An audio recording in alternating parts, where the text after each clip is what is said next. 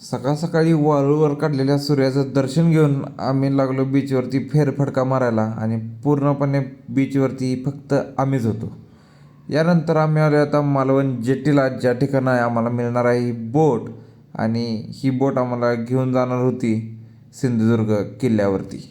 तुम्ही पाहू शकता हा सिंधुदुर्ग किल्ला आणि आपण पोहोचलेलो आहे आता सिंधुदुर्ग किल्ल्यावरती.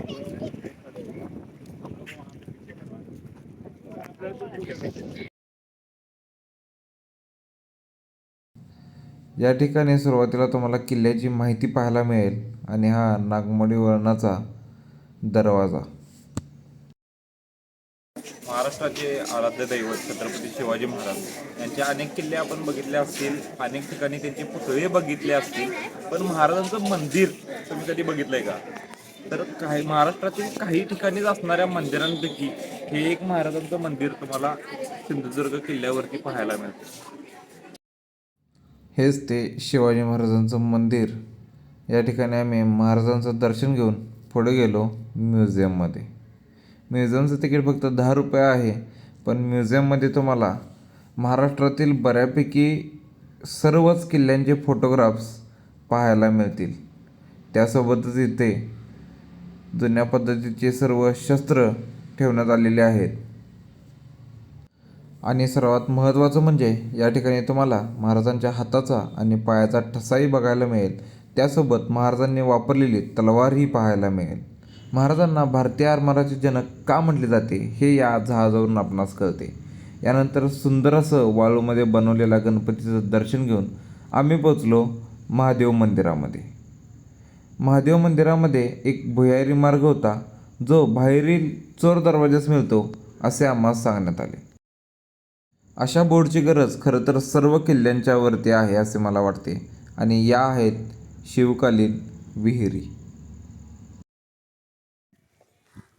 तर आता आपण आहे सिंधुदुर्ग किल्ल्यावरील या विहिऱ्यांच्या इथे एक विहीर आहे, समोर एक विहीर आहे.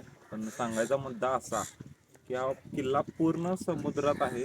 समुद्र पूर्ण वेढलेला आहे आणि खाऱ्या पाण्याच्या समुद्रात या दोन गोड्या पाण्याच्या विहीर असणं थोडंसं अशक्यप्राय आणि अचंबित करण्यासारखी गोष्ट आहे. तर अशा या 2 टाक्या, 2 विहिरी या गडावरती उपलब्ध आहेत. अशा अथांग समुद्रामध्ये एवढा बलाढ्य असा किल्ला कसा बांधला असेल याचाच विचार करत आम्ही पुढे जात होतो. किल्ल्यावरती आदळणाऱ्या लाटा बघून असं वाटत होतं की हा किल्ला बांधणं म्हणजे जणू काही एक चमत्कारच आहे. गडाच्या चोर दरवाजापाशी असणारं हे पाणी किती स्वच्छ आहे हे तुम्ही पाहू शकता. अशा प्रकारे आम्ही संपूर्ण सिंधुदुर्ग किल्ला पाहिला व निघालो परतीच्या मार्गाला. येतानाही छान असा निसर्गाचा आनंद घेत आम्ही पोचलो कुडाळमधील रेस्टॉरंट अँड कॅफेला. या ठिकाणी जेवण खूप छान मिळते, सो तुम्हीही नक्की या साईडला गेला तर या ठिकाणी ट्राय करा. मग आम्ही पोचलो दाजीपूरमधील बॅकवॉटरला. शांत असा सनसेट या ठिकाणी आम्ही एन्जॉय केला आणि मग कोल्हापूरच्या दिशेने परत निघालो. असा झाला आमचा 2 दिवसाचा प्रवास.